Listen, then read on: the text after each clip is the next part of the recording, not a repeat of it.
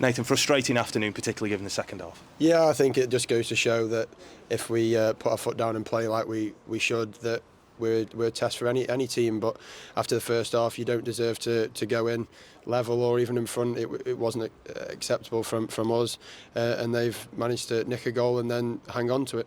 What was the difference, between the first and second half? Was it at half time? Did you kind of get more of a handle on where the game was going and wanted to address it?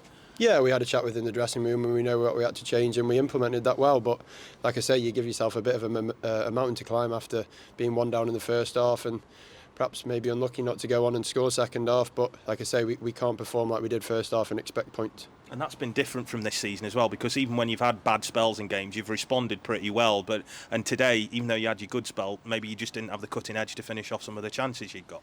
Yeah, I think that's the key, that they were ruthless when they had their chance, and perhaps we didn't quite get the chance to be ruthless. We sustained pressure on them without maybe creating a clear-cut chance. But like I say, it goes back, and we can't start games like that, and we all know that, and we're here to rectify that. Is that one of the next stages of the development for the group, is to learn to be consistent over the 90 minutes rather than just halves in games or 20 minutes odd here and there? Yeah, consistency is key to a good season. No matter what your aim is of the year, you have to be consistent in what you're doing and consistent the way you play.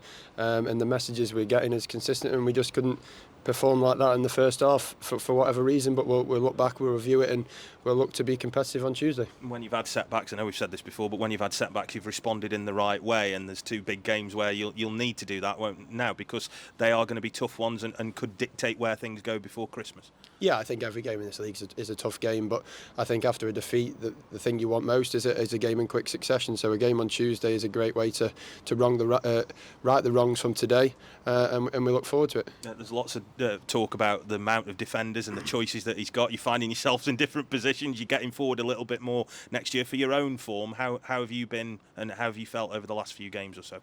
Yeah, I think everyone knows that in the squad we've got healthy competition, and if you don't perform, there's someone else ready to step up and take your position, and that's the same as a defender, a midfielder or a striker in this team. And I think that is the key to a successful team, is no one can take the foot off and still expect to play. So I think it only bodes well for the season.